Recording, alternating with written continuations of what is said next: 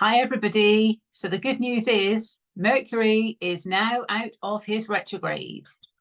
Yes, you might be crying, or you might not even realize, if you're sensitive to the energy, you may have felt it. If you're aware that the retrograde was coming to an end, you may have been just wanting that to happen. Because of course, within a Mercury retrograde, things do slow down. We can feel it a bit more, certainly within our thoughts and our expression, because that's Mercury. Travel as well, technology, they can also be disrupted, particularly, heightened during that time. It's not to say it doesn't happen at other times, but, particularly heightened during a Mercury retrograde.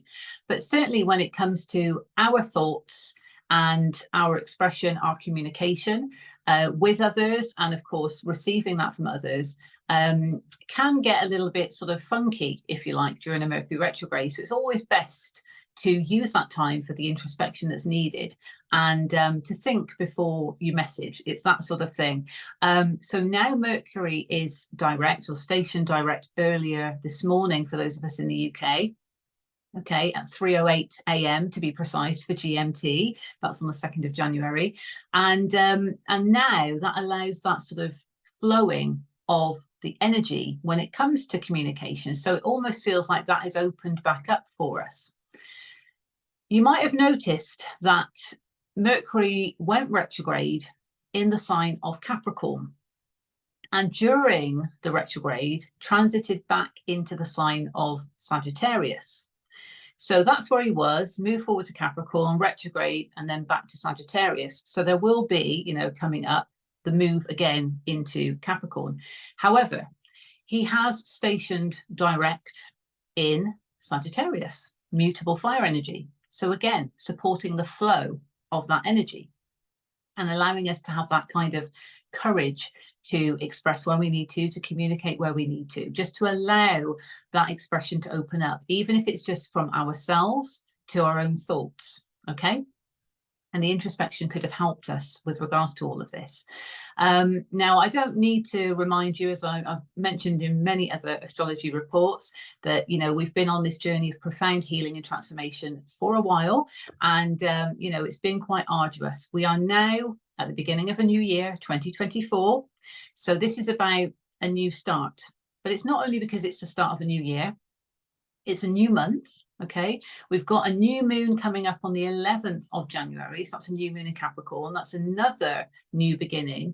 So there is a lot of newness around. So it's encouraging those new starts, those new beginnings, those kind of reset points. And certainly with all the retrogrades that have, been happening, we have been going through this deep introspection relating to whatever planet was in retrograde. And as they've started to then station direct and move forward, that's opened up the energy. It's allowed the energy to flow so we can take action, we can get things done. We're in Capricorn season. So this is, of course, all about being quite regimented and quite focused, almost devoid of emotions if we're just looking at Capricorn itself, okay? Might sound harsh. It can be harsh energy because Saturn rules Capricorn, but this is about getting things done and really having that focus and discipline to get things done. So we've got that energy now of wanting to take strides forward and to get things done. And Uranus is now the only planet that's still in retrograde because Jupiter stationed direct a couple of days ago. So Uranus is the planet of change. It can be unexpected change as well. That is due to station direct later this month. So we've got quite a big month coming up for January, not only because Pluto is going to be moving into Aquarius. That's going to be massive. It really is. I can't emphasize that enough. And I've not even looked at the charts fully. I've had a glance, but I've not had a full look at the charts yet. But I know I can already feel that it is going to be massive. It's profound change. Pluto, the planet of kind of resurrection and deep transformation, is transiting into a new sign, and he will remain in Aquarius for the next 20 years. So it's big. And Aquarius is all about innovation and individualistic traits. Okay, so not to mention, I shouldn't forget to say that Aquarius is also about connections with others because Aquarius rules the 11th house. So on a collective scale, this is massive because this is about new ways of connecting with others in the collective. So it's going to be, you know, within our own lives, we're going to experience this. Collectively, we're going to feel this. Globally, we're going to feel this. Okay, so it's big. And this is what all this transformation, our healing journey, has been leading up to. Okay. But I will come on to that in another astrology report, because that needs its own dedicated focus. For this one, let's rewind back to Mercury. Okay, so Mercury now being direct and allowing that flow, as I mentioned. We are in that post-shadow phase, okay, for a little bit of time. So there is still the energy around of perhaps it still feels a bit clunky, but generally there's more of a flowing aspect to the energy now as well. So reflect back on, you know, Sagittarius season and what that taught us about shooting that metaphorical arrow in the direction of what we want, who we want, etc. Okay. And allowing the expansive energy of the quest, okay, which is Sagittarius and ruled by Jupiter. So, you know, allowing that expansive energy of the quest to really propel us forward. Now, we had a new moon in Sagittarius, and then Mercury went retrograde the day after. So there was a massive kind of surge of energy, this expansive potential, and that new moon in Sag, you know, I'll say it again, was profoundly impactful when it comes to manifestations, if we used it in the correct way, of course. But massive expansive potential for love, luck, fortune, okay? Then Mercury went retrograde, so it was almost like a surge and then slowing down. And that's because, you know, we have to be, I say halted, you know, we have to kind of take things at a certain pace. But we need to recognize where there is that expansive energy opening up for us and to take advantage of those windows of opportunity when we can. Okay, so just to get that message out there, that felt like that needed to come through. But, you know, that Sag season itself was showing us about expansion, was showing us about the journey, the quest, the spiritual quest, if you like, and, you know, where we are heading towards. Capricorn, as I've mentioned, we want to get things done, be quite regimented, put our own structures in place, put our own rules in place, okay, that's going to work for us. And this could be very, very fortuitous for business ventures, okay, especially building up to the new moon in Capricorn on the 11th. And that's 11th of January, 111. So there is perfect alignment there. Also within the date of actually getting things done. We're also in an 8-year now. So that represents abundance. Again, we need to work with the energy, okay, and believe it's possible, rather than just expecting it to fall in our lap. You know, the energy is there, the potentiality is there. And we're really trying to aim towards, I guess, our purpose, you know, our path in this lifetime. And we've had to deal with a lot of kind of karmic situations that have come up, not only from earlier in this lifetime, but past lifetimes as well. So there's been a lot going on. There's been a lot going on. And when I pull up the chart, I'll obviously show you what I was drawn to with regards to the certain aspects and the transits. But certainly Mercury was in trine to the North Node and Chiron. So North Node is about our purpose, our guiding light forward, where we're aiming towards. And Chiron represents our healing journey, both of which in Aries. So this is about sovereignty. And this is collective, by the way. It's worth you checking out where your North Node is and where your Chiron is, because that's going to show you your purpose and your healing journey this lifetime. But collectively, we are heading towards sovereignty. And this is about us being the leaders of our own lives. So Mercury in trine, which is a positive aspect in astrology, to the North Node and Chiron, is allowing that expression to now open up so we can communicate to ourselves, to others, however we need to, when it pertains to our path forward, our purpose. And this is all part of our healing journey as well, because we're becoming more empowered to do that as a sovereign leader of our own life. So it's a really positive aspect that now Mercury is, of course, direct, moving forward. It's allowing us to move forward with that and to have the courage to also express, okay, to use that warrior energy of Aries within the purpose and the healing journey, as well as Mercury being in Sagittarius at the moment, also that fire energy, mutable fire energy, to allow us to flow, but to ultimately take action. It's like the wands in tarot, you know, it's all about taking action. The fire energy is very much the spark within, you know, to ignite us forward. So that's great. That's really positive. And the sun also in trine to Jupiter. So this is, you know, Jupiter now, obviously, again, direct moving forward, expansive potential, luck. Okay. And the sun, the soul, you know, the soul essence of the cosmos. This is massive soul growth that's going on, okay, with all of this. And it's recognition of the healing journey that we've been on, okay? But the cosmos, the universe, is supporting us with this energy, as above, so below. So recognize that this energy that's going on within the planetary bodies above is supporting us to make these changes, to open up where we need to express where we need to really embody that sovereignty and to move forward in the direction in which we're heading, okay, that's divinely aligned for us. So big changes, definitely big changes. So without further ado, let's jump into the chart, okay?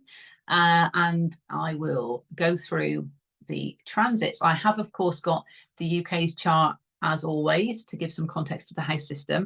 But here we go. So Mercury stations direct in Sagittarius. So this was earlier this morning for those of us on GMT, 2nd of January at 3:08 a.m. Apply your own time zones as appropriate. Of course, some of you in the world, this would have happened on the 1st of January. But this is where time zones are different. So, you know, for us, this is when this happens. So you can actually see down here, Mercury, okay, now direct 22 degrees of Sag. So this was earlier this morning, of course, at the moment that he stationed direct. Okay, it's a freeze frame of the cosmos at that moment. And this is just looking at it as an event. Okay, so we're not going to pay much attention to the house system. That's going to be more relevant when we look at the UK's chart.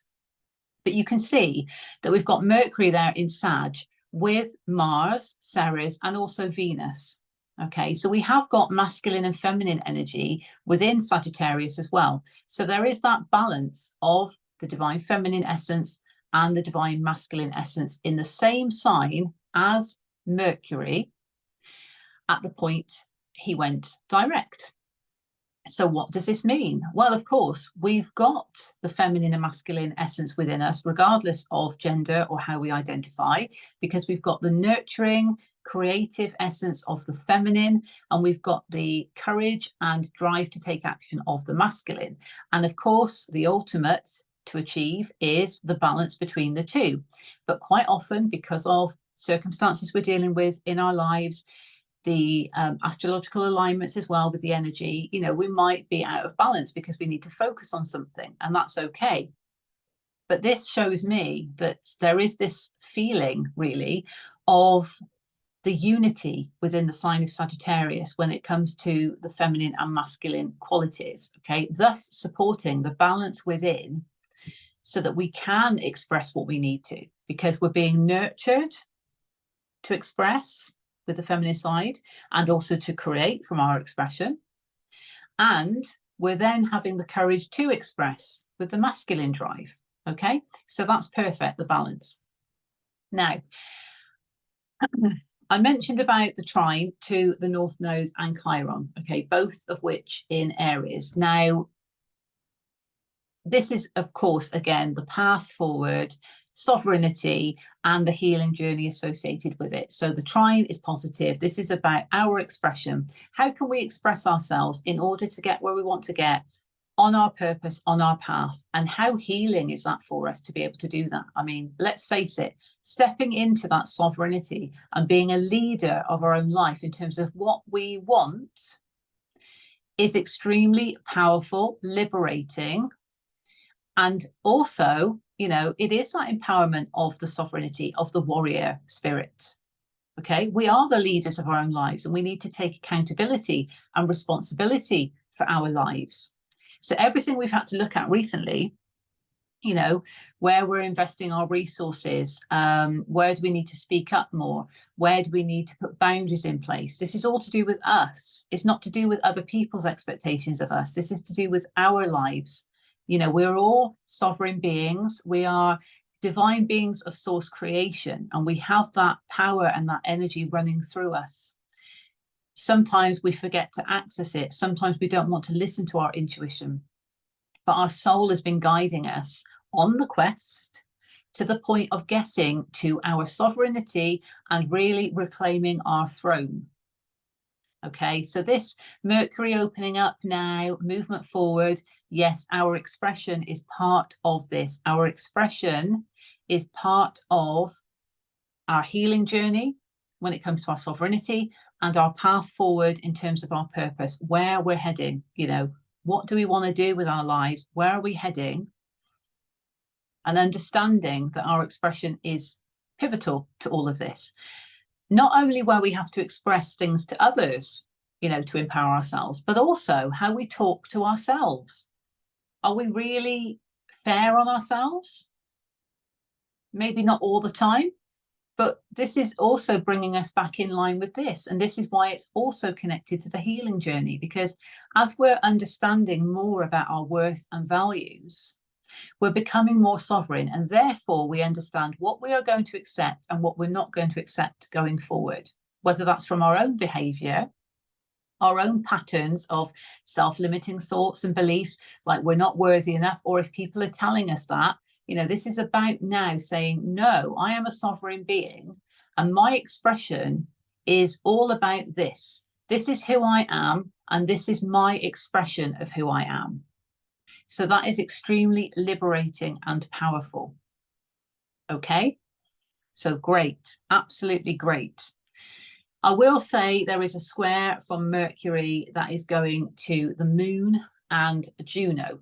And squares can represent challenging energy. Okay, it's nothing that's insurmountable or anything like that. It's nothing to be worried about. It just indicates where we've got harmonious aspects and where we might have potential challenges, but we can then allow the energy to work for us rather than against us. With the Moon in Virgo, okay, this is it's quite a good place for the Moon to be. It's a grounded place. Virgo is, of course, also, you know, ruled by Mercury as well as Gemini. So there is a kind of link there. And Virgo is all about, you know, wanting to feel in control, wanting to kind of get things in order, if you like. That works well with the Capricornian energy because, again, you know, regimented, let's get things done. So Virgo wants us to clean house, you know, get things in order, you know, wants to feel in control of things. But there is this kind of aspect that I always feel with it, that there can be some self-critical feelings going on. And because there is a square to Mercury, which is highlighting the more challenging aspects, to me, this is saying, okay, we know we're empowering ourselves more in terms of our sovereignty. However, we may just feel like we're not in control of things at the moment as much as we want to be. Okay. And by the way, there's a difference between wanting to feel in control and wanting to control. This is about wanting to feel in control, certainly when it comes to our emotions and feelings, because it's the Moon. Okay, so it's not trying to control things. This is about wanting to feel in control of things, and particularly our emotions. So yes, we want to be sovereign, but we might just be being a bit protective or self-critical of ourselves when it comes to opening up our expression. It's not to say that we're not doing it, but it might just feel challenging. So we might feel like we're out of our comfort zone with it. That's what I would say with that. But recognize with Juno there, okay, Juno represents love and marriage. So take this as it resonates. But of course, you know, there's a massive emphasis here on self-love, because this is to do with, you know, our expression moving forward, our sovereignty, and us wanting to feel in control of our own emotions. So self-love definitely comes through for me here. There is also a message of, you know, loving and nurturing partnerships that could be around to support all of this going on. So of course, wanting to feel empowered to express oneself to become more sovereign, to heal ourselves in that way. And there could be those nurturing partnerships that are there to support us through that. So it's trying not to be critical of those as well, you know, trying not to control how those are kind of happening. Yeah. We've also got, you know, Lilith is also in Virgo, not part of the square necessarily that I've been mentioning, but because Lilith is in Virgo, and you know, she's a great teacher, but of course she can represent those deep desires, but also the shadow aspects of the wounds and the fears and the anxieties. So that's what could be at play here, which is why the moon might be being a bit sensitive in this particular spot, because of needing to open up our expression and us really feeling able to do that. And maybe even where we do have the desire to do something, to pursue something, and we're really passionate about it, but it's been locked deep within, you know, because we've not felt confident enough to do it. And the moon is kind of bringing this up. So it's like, how do you feel about this? Well, it could be a step out of the comfort zone. I need to express myself, but it's a bit challenging. However, that's helping the healing journey, because we are understanding that we're feeling this way. We're healing ourselves through it in order to feel that empowerment of being sovereign. So that's how the energy can work for us in that way. And talking of Lilith, so there is a sesqui square, I don't know if I'm pronouncing that correctly, it's a bit of a mouthful, to Pluto, so from Lilith. So the shadow work, again, that we've been, you know, working through and addressing those things that could be anxieties, fears, wounds, deep-rooted sort of stuff, but also the deep desires that Lilith can bring forth as well.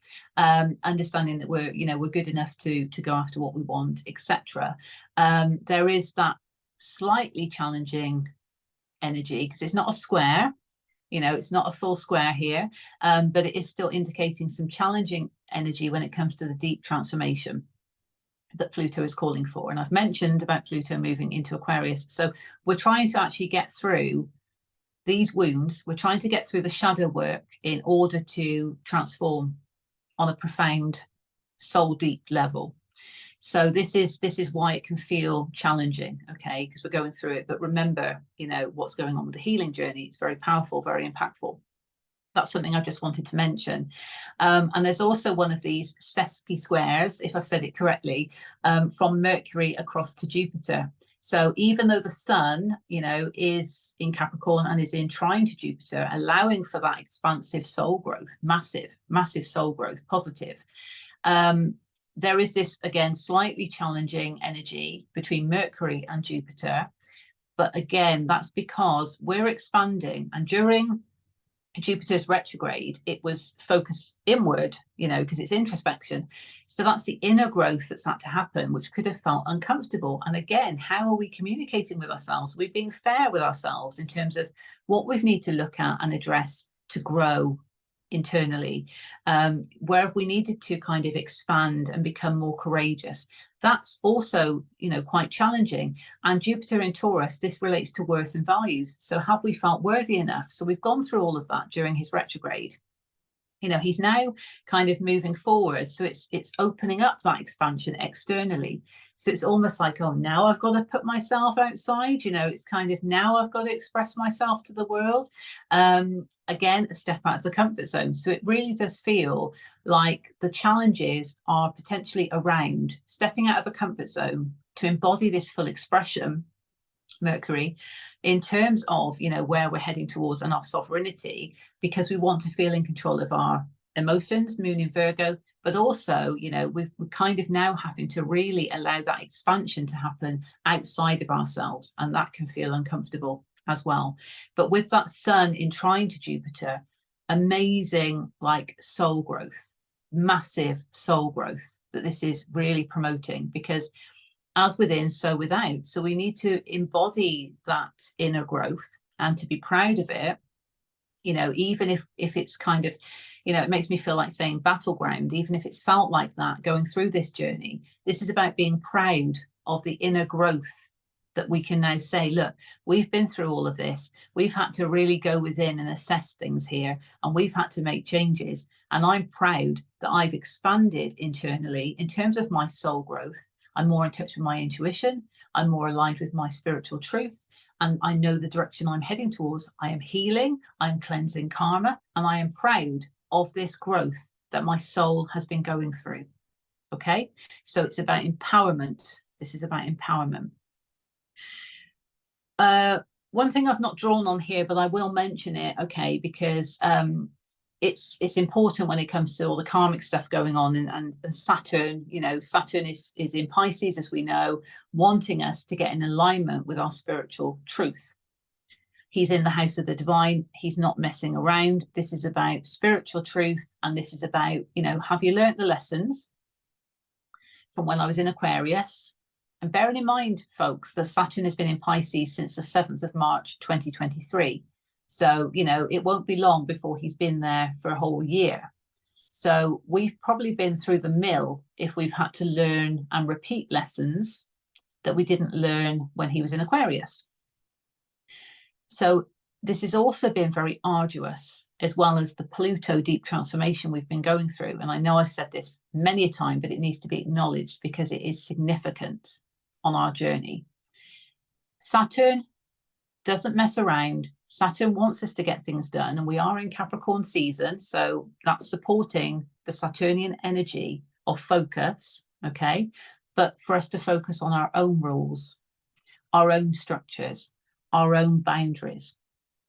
And karma has been something, you know, that has been on the menu, so to speak, because Saturn serves up karmic returns.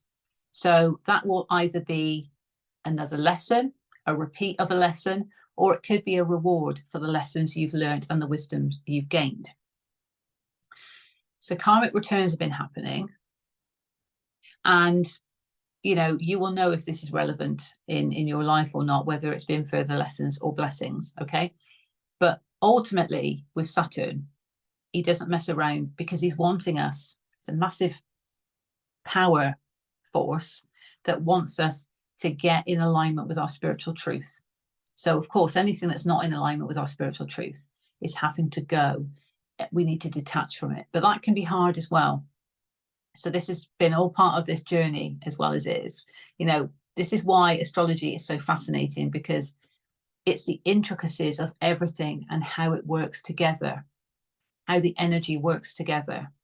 Okay, and how, you know, we look at boundaries, we look at our resources with the Venus energy, and how that also relates to Saturn, because there could be a karmic lesson with all of this. So, you know, it's very, very wide-reaching, I would say, and this is where the soul growth has come in, I feel. And I've just noticed as well, folks, look at the sun, 11:11.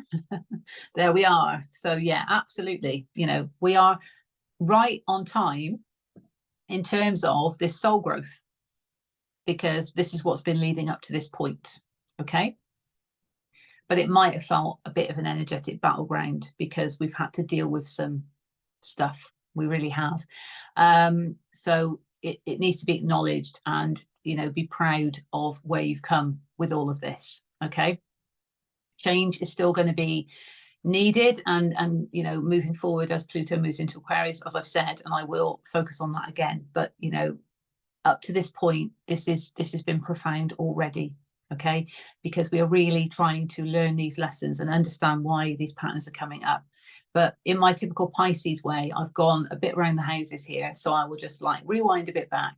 But Saturn in Pisces, what I didn't draw on here is the fact that there is a trine from Saturn to Vesta, okay? And Vesta is here in Gemini. And there is a square to Venus, of course, in Sag. So that's two divine feminine energies. Of course, we've got Venus, the planet, and we've got Vesta, the asteroid, both feminine energy. Now, with Saturn in trine to Vesta, that was saying to me, you know, that certainly as we've been understanding what our sacred flame is, that's enabled us to learn certain lessons or to gain certain wisdom. to get us in alignment with our spiritual truths, because we understand, well, that's our sacred flame energy. That's what I want to create. That's what I want to go towards.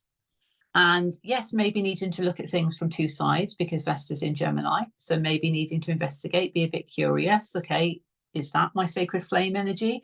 And, you know, Saturn kind of really wanting us to understand what it is. And by doing that, we've had to also assess or audit our investment of resources. So this is where Venus comes into it. And, you know, where are we investing our time, energy, money, love, attention? Where are we investing those things? In who are we investing those things? Are we getting reciprocal energy back? Is that reciprocal energy therefore making our heart happy, filling us up with that Venus energy, or is it depleting us? So where do boundaries need to be put in place? Or where do we need to let the guard down around the heart chakra to allow those divine opportunities in that will bring us that Venus energy? We've had to audit ourselves, and that could have been uncomfortable as well. Okay, so needing to understand that, and the uncomfortableness from that is, of course, depicted by this square to Saturn, because perhaps there's been karmic lessons tied up in that. And we've had to understand that we might have been investing our time, as an example, investing our time in a certain thing or in a certain person that is not been reciprocating the energy back. And that's actually been a karmic lesson for us. However, the way we've understood that could have felt uncomfortable. But by understanding that, we now understand where we do need to invest our resources, and we understand more of our worth and value. So, of course, it's allowing for us to then head more in the direction of our sacred flame energy. And not only that, it's also enhancing the sovereignty that I spoke about at the beginning.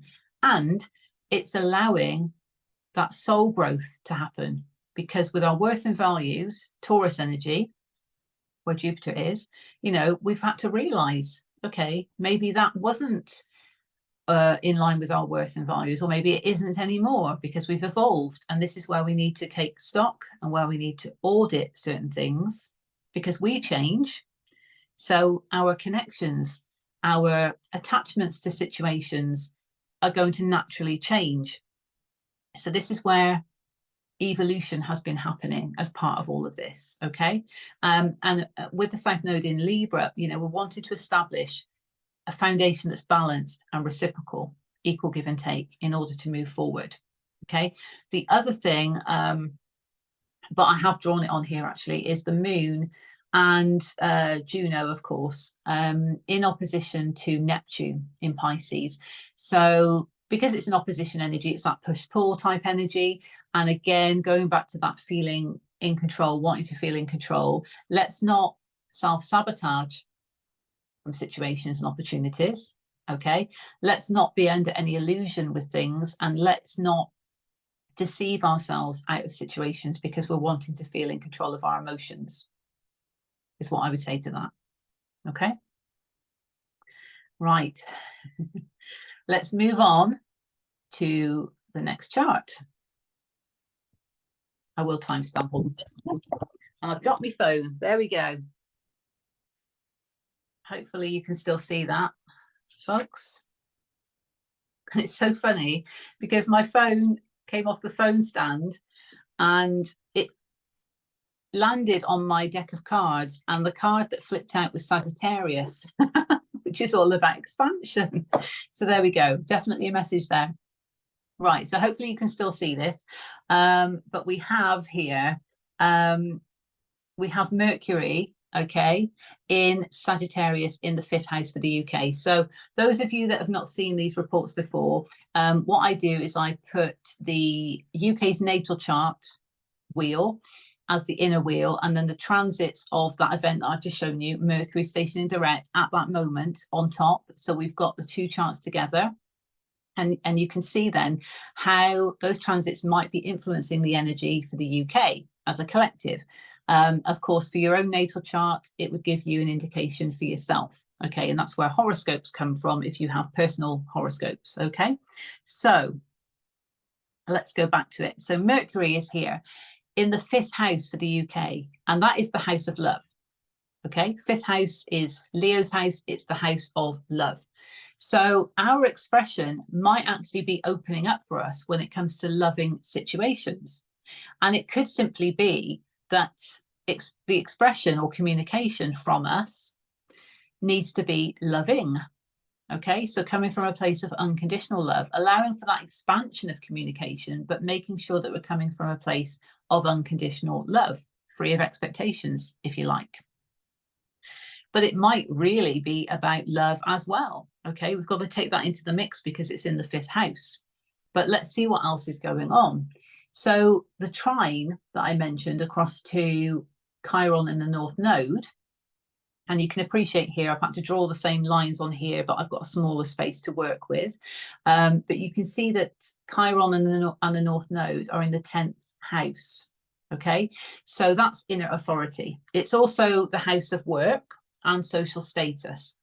So certainly when it comes to our expression opening up, this is really going hand in hand with our sovereignty, Aries energy, when it comes to our inner authority. Okay, so again, that empowerment of how we see ourselves, how others see us when it comes to that sovereignty, when it comes to our own authority, and allowing our expression to work for us. And it could also be speaking up in work situations as well, because that communication is opening up to us in that way. The square that we have is, of course, going across to the Moon and Juno, and they are in the 3rd house of expression. This is the Gemini house. So, you know, obviously it's Virgo energy that's here, but this still has that mercurial feel to it. So obviously, you know, this square, the challenge might be coming into play, certainly with regards to how we feel we are going to be able to express our emotions because of the moon being in Virgo, and that self-critical aspect that I also mentioned that could come into play here, because we want to feel in control. We want to feel in control of our emotions, but in the 3rd house, we want to feel in control of our emotions and our expression, and our emotions about our expression, our emotions about what we're trying to communicate with people, because of how it's going to impact, you know, our inner authority, our work, our social status, our sovereignty. So really challenging the expression, but Mercury is also, you know, expression. So we need to understand, if we come from a place of love, 5th house, that should open up the expression for us. So it's showing love to ourselves to empower us enough to express what we need to express. Okay, yes, it might feel like it's a step out of the comfort zone, but we need to take on board the love that we need to show ourselves in this as well, because of how it's impacting in a positive way our healing journey and our purpose relating to our sovereignty. Okay, of course, we know that we've got that opposition with Neptune that I referred to, and that's in the 9th house. So again, yeah, 9th house is about learning and discovery, Sagittarius house. So let's not, you know, we might have learned through our intuition, okay, because this is about learning and discovery. So Neptune, we might have actually understood through our intuition where we have deceived ourselves out of situations, opportunities, connections, because we didn't feel in control of our emotions, or because there's been fears around expressing our emotions. We might have actually self-sabotaged certain connections, situations because of that. So, you know, learning that through our intuition, because we're getting more in touch with our intuition and understanding that. And therefore, as a byproduct with the moon in Virgo, we might be feeling that we're not in control of our emotions, because it's like, oh, goodness me, I have deceived myself out of that situation because, you know, I was fearful of expressing myself. And now when Mercury is now opened up and I really do need to express myself, perhaps I'm too fearful because I want to feel in control of my emotions and I want to feel in control of my expression, but my intuition is telling me this, oh, push, pull, that sort of energy. Okay, that could be what's going on. Let's also remind ourselves of the sun with Jupiter in trine. So the sun is in the 6th house there. Okay, And so that's about, you know, daily routines and schedules, where we're of service to people, and our health and well-being. And again, that 11-11, so powerful there, total alignment. So soul growth is totally aligned here for us at this point. And, you know, it also relates to, again, that expansion within our inner authority, which is facilitating the sovereign quest as well. But, you know, allowing that soul growth within our daily routines, because we might have had to expand, express ourselves more. That's going to change the way we do things on a daily basis. So that's soul growth, because it's a change. And Pluto is also in the 6th house. So it's a further example of transformation. But also, you know, our well-being. So this expansion of, you know, the soul is actually helping our well-being, because not only is it allowing us to be more sovereign, to step into that sovereign role, okay, it's also kind of, what's the word?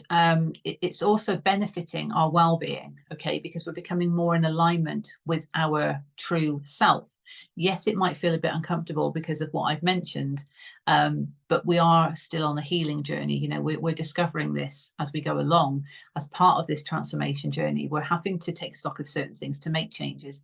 But the soul growth that's been happening is helping us in terms of our well-being, because the change that's needed, that's in divine alignment with us, is obviously in divine alignment with us. So it's naturally going to be better for our well-being, if that makes sense. Okay, but it's also allowing us to open up, to be more of service to people, because we're expanding. So when it comes to our worth and values, perhaps we valued ourselves more in terms of where we are of service to others, and that's allowing for us to give more to others, to the community, if you like, to the collective, however that might resonate for you. Okay, now we've got the Sesqui square, which I'm so convinced I'm not saying that right. But we've got, you know, Lilith with Pluto in that alignment. Lilith is in the 3rd house of expression as well, and Pluto is in the 6th house. So yes, that might be again where the challenge is coming in, where the transformation is happening within our daily routines, within our well-being, you know, because this shadow work has been going on within our expression, challenging all of this and challenging where we're of service to other people as well. You know, we might have been too self-critical of what we're doing on a daily basis. We might have been self-critical about, you know, where we are of service to other people. And now we're kind of really feeling these things. So, you know, and also what we want to do in terms of our daily routines and schedules, and how we want to be of service to others. You know, Lilith could be revealing that through the shadow wounds, because perhaps we've not felt empowered enough to pursue it. So it's coming up for a reason. And the moon is allowing us to feel these feelings in order to make the changes that's needed. Okay, via those intuitive messages that may be uncomfortable because of the fact that, yes, through fears or limited expression, you know, self-deception, whatever, self-sabotage, we might have actually not expressed ourselves. And the Mercury retrograde may have shown us that. Our intuition may have shown us that during the Mercury retrograde, that actually we should have spoken up for this point. We should have spoken up to that person. And now it's that point of, well, we've got to do it now, but now it feels more uncomfortable because I should have done it back then. So that's, you see where I'm going with it? It's like, we want to feel in control of it, but we need to also recognize with that 11-11, I'll just remind you that this is aligned for where it is now. So we've had to learn those things. We've had to understand those things, because that's another lesson that we've learned. So of course, Saturn is going to be right. Tick that off the list. It's another lesson we've learned. Okay. So it's all positive if we can look at it from a positive aspect and allow the energy to work for us and not against us. Okay, because that is the aim of the game here. It's all working for us to help us transform, to evolve, to become more aligned with our spiritual truth. Absolutely. Okay. So yes, we've got to accept there might be challenges to how we feel about certain things, and perhaps, you know, if we feel like we missed an opportunity before, but we're learning from that, we're gaining the wisdom from that, we're more in touch with our intuition now. So therefore it's positive, because we've got that close connection now with our intuition, and we can truly understand now what we need to do going forward. Before I close off this chart, I will just refer again to Venus and Mars. So you can see here, they're both in Sag, but Venus is in the 5th house of love and Mars is in the 6th house. So again, that balance to allow that expression to come forward really is facilitated by the nurturing essence of the divine feminine energy, Venus, in the house of love. Okay, so that's very nurturing for this. And Mars is in the 6th house, only just, as you can see, allowing the action to be taken when it comes to daily routines and schedules if things need to change in that way. Also our well-being, and also where we're of service to others. So we've got that balance straddled quite nicely in those 2 houses.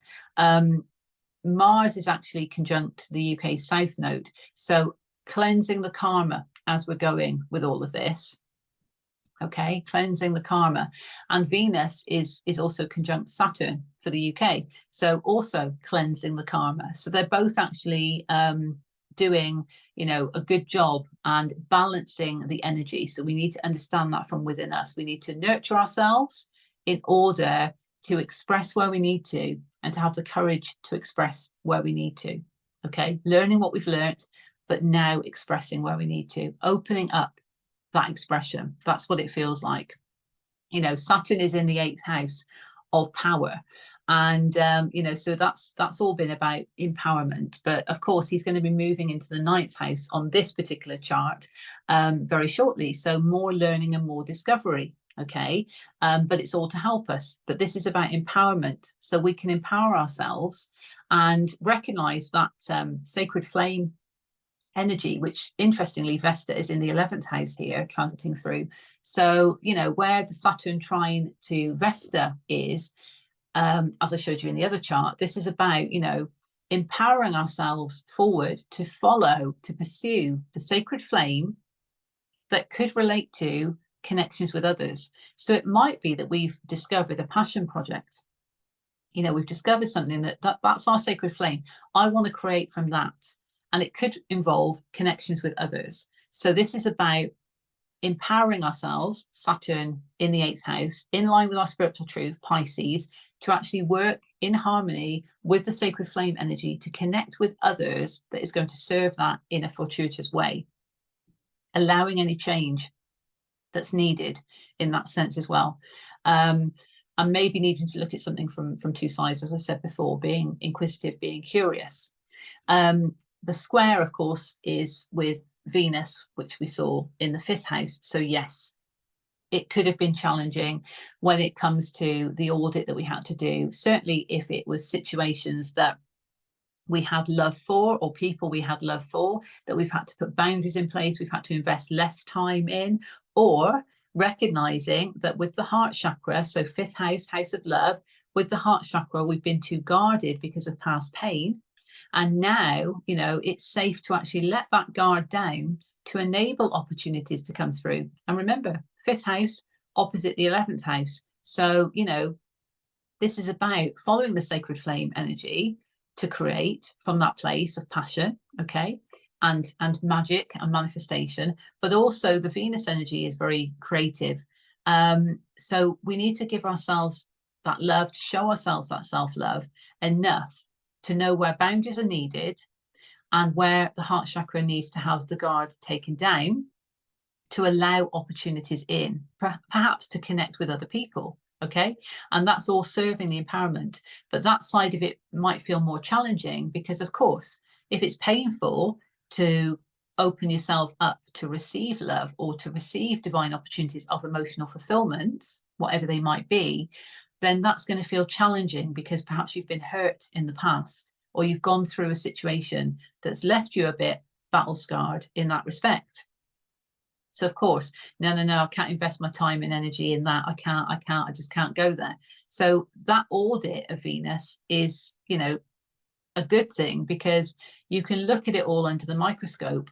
The karmic stuff that's been coming up for us to understand, is this a pattern of fear that's been coming up just in this lifetime from that one situation, or is it something that's been coming up from past lives? You know, how do we address this going forward? How do we receive the wisdom of this, understand what's going on, and then of course cleanse the karma to close things out and carry the wisdom forward?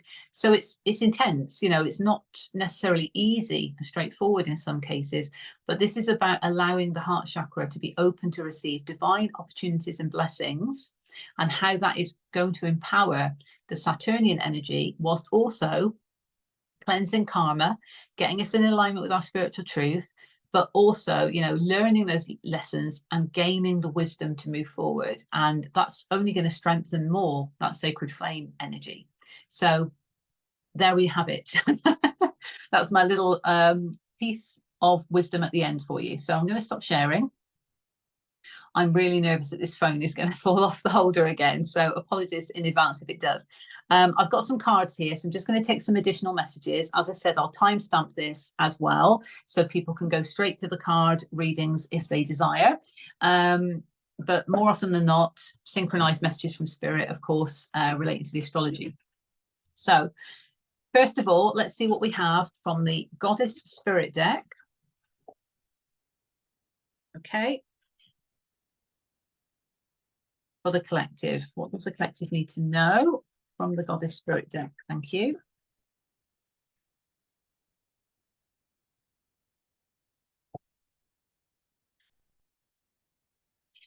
Okay, we have got Danu. This is all about, yes, spiritual learning and ascension. So what is it that you've been learning? And as you have been ascending, of course, this is what's enabled all of this, you know, healing journey to really come to fruition in terms of sovereignty.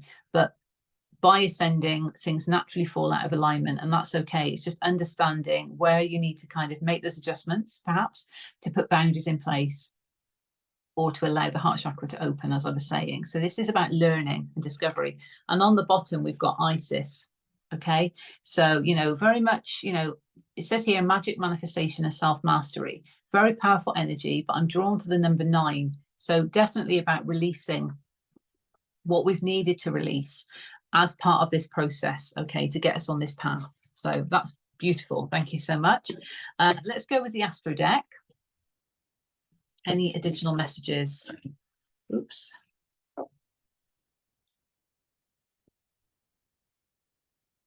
Okay.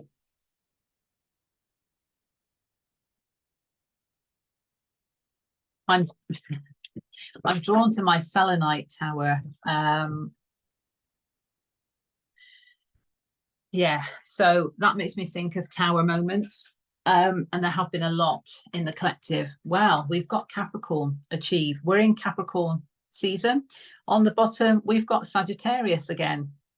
So there is definitely that emphasis on the current zodiac season and Sagittarius that preceded it, but of course with Mercury being in Sagittarius. And look, you know, he is shooting that bow. So just imagine this for a second, not only for your own quest in terms of where you're wanting to shoot your metaphorical arrow, you know, what do you want to be doing? You know, is it a person? Does it relate to a person? Does it relate to a connection? I think this is card 9 as well. There we go. Another 9. So this is definitely about that expansion, and just visualize this as your expression, you know, almost kind of shooting that arrow, but allowing the expression to open up. It does feel very expansive. Okay. So that's positive. But yes, we're wanting to achieve. We're in Capricorn season. We've got the new moon in Capricorn coming up on the 11th of January. So of course, yes, we want to put rules in place. We want to, you know, we want to achieve certain things. And this is about the drive forward, but in that Saturnian way. Okay, let's see if we've got anything from the unfolding path. Okay. For the collective, please.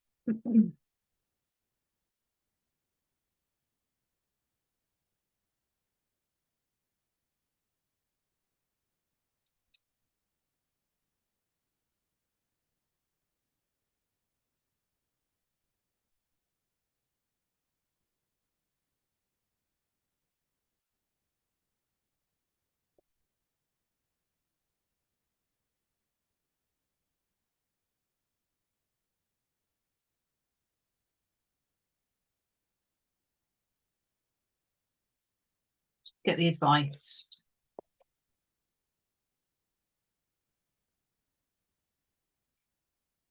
Okay. That one wanted to come out as well. Got quite a lot. Oh, and on the bottom, right. So we've actually got on the bottom the Knight of Wands. So that's the hidden energy. That's movement towards passionate endeavors. It could be creative aspects as well. So there is movement towards that. Could also indicate a message coming in, but it feels to me like it's movement.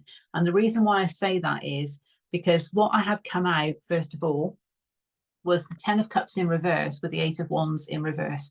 So that's definitely about stagnancy because there's no movement forward. You know, this is about that fast movement forward, but there may have been some stagnancy in a situation because of not feeling happy or fulfilled. Okay, something needing to change in relation to that. And then what came out is we had the 3 of Pentacles. We have the King of Pentacles and 7 of Cups. So there could have been confusion around a King of Pentacles type energy. It could simply represent yourself, though, in terms of loyalty to oneself and having too many options for emotional fulfillment. Okay, so this stagnancy might be because it's like, well, I don't really know where I am aiming that arrow. I don't really know what is going to make me happy. So this confusion, okay, could have been coming up, but it might be in terms of, well, what is the stability that I want? You know, where am I being loyal to myself? Where do I want to invest? So think of the resources. What do I want to see play out in my 3D reality? And what foundation do I want to build? Is this something I want to do independently? Is this something where I need collaboration with others? Loads of options, okay? And what we have in the advice is this beautiful Ace of Pentacles, okay, and then we have 6 of Cups in reverse, and we have, that's the 8 of Swords in reverse. So the advice is, in order to come out of this feeling of being overwhelmed by thoughts, okay, there's a need to detach from the past that is no longer serving you, okay, and also embrace the inner child, anything coming through from that, in order to get to that place where you know what the pentacle is for you, you know what the option is, you know what the opportunity is. Okay, this is a new cycle opening up, full of growth as well, and opportunity. But you see here where we have the King of Pentacles in the middle, okay? So this is the pentacle. So do you want to choose a pentacle that is right for you, where you can be loyal to yourself, okay? Are you a bit unsure? Do you want to work with other people? Do you want to be independent? What is going to bring that emotional happiness? There is a need to detach from something, okay, where there might be some nostalgia. So, you know, something that you've been attached to that you thought made you happy actually doesn't, but you're still attached to it and you don't feel like you can kind of untether yourself. It's not quite as strong as another card in the deck that I won't even say the name of, because that is more of a kind of bonded, tethered feeling.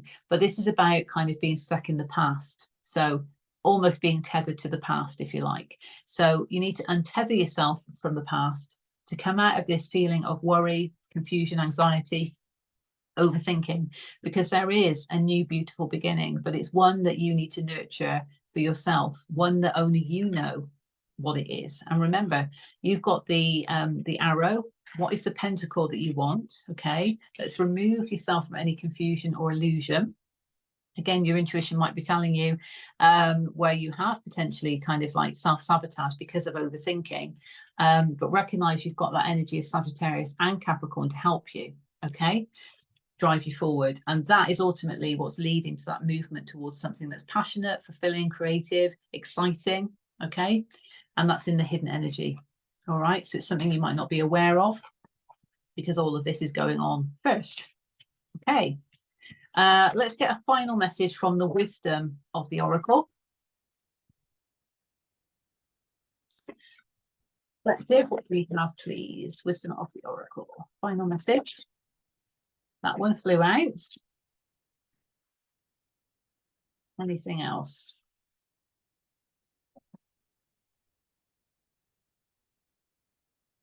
Feel there's one more in here. Yeah, there we go. Oh, yeah. One more. Might need to balance the feminine for some because that's on the bottom in the reverse. Okay. Right. Those two came out in reverse. That one came out in the upright. So we've actually got here chaos and conflict, soulmates. and we've got by the book. So any confusion around a certain situation and what you're wanting to head towards could be because of previous chaos and conflict involving a soulmate. And a soulmate doesn't have to be romantic. That can be anybody that you have a soul connection with. Okay, could even relate to a job. Okay, could even relate to family. Doesn't have to be romantic. Take what resonates, but that could be, you know, what you're kind of attached to, because it's emotional attachment to the past, but actually there was chaos and conflict, so it wasn't serving you. By the book, you might feel like you need to do things by the book. You might need to follow a certain kind of, you know, regimented approach. However, what I would say, based on what I said in the astrology, is yeah, we've got this regimented approach to achieve, but this is about by the book, as in your book. This is your rule book. Okay, we've also got 11. So that's the soul growth, that alignment that we saw, okay, in the chart. So this is about your own rules that you want to set for yourself.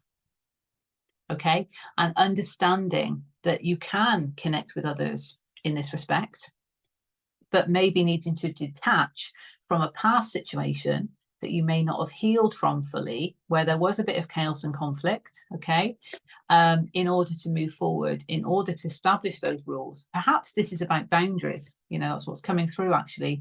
It might be about boundaries, because just as I look at these, you know, this could be about, well, that happened to me in the past, in a certain situation with a certain person, and I don't want that to happen again. I've understood my worth, I've gone through the healing journey, etc. So I'm now going to have to put boundaries in place. So I'm going to go by my own book of my rules, my boundaries, to not allow this to happen again, to not put me in a place of fear or, you know, abandonment or confusion, stress and anxiety. Okay. This is about choosing the pentacle, which could even be a new person, but, you know, choosing the pentacle, choosing the opportunity that is actually right for you and in divine alignment with you as well. Okay, that's what I would say.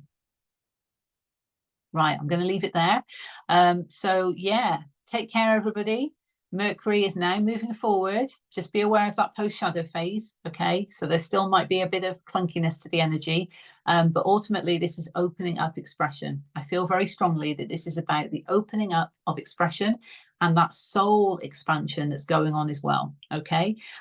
So I hope that finds you well. Just had a notification come through on my phone as well. So confirmation of that this is opening up expression. Okay, and if you're coming from a place of unconditional love for yourself, first and foremost, to honor yourself, because that's extremely important, you know, where you need to speak up about something, whatever it might be, you need to have that faith in yourself, that you're honoring yourself by being true to yourself to speak up for yourself. And, you know, if it's actually telling somebody how you feel, if it's saying, you know, I don't agree with this, if it's saying whatever it might be, you need to understand that if you come from that place of love, of honoring yourself, and what you're expressing is in alignment with your truth, express it, you know, because this is about being honest and having spiritual integrity. This is the name of the game. This is what is actually contributing to that sovereignty. The growth, the soul growth that's going on is allowing us to be more sovereign, to be leaders of our own life. Are we going to be leaders if we let other people walk all over us and we don't express how we feel? No. Are we going to be leaders if we don't say what we want to say because we want to do this, we don't want to do that? No. So we need to actually rely on ourselves to hold that spiritual integrity, to enable us to express where we are coming from as a soul, you know, soul level. And ultimately, this is empowering us through our expression. It's very important to communicate what we need to communicate, even if it's just to ourselves. So be fair on ourselves. Let's tell ourselves the truth, not a kind of disjointed, self-sabotaging story that we're not worthy of these great things. No, we might need to put boundaries in place. Yes, we might need to let our heart chakra guard down to allow love, divine opportunities in. Yes, we might need to do that. So let's be real with ourselves and show ourselves that love, okay, by honoring who we are at soul level and expressing who we are. I feel that's very important to say. That's my expression to you. It's very important for us to honor our sovereignty, especially as we move forward throughout this year. Okay, so I'm sending you love and blessings. Take care, and until the next report, I will see you soon. All the best, everyone. Bye for now.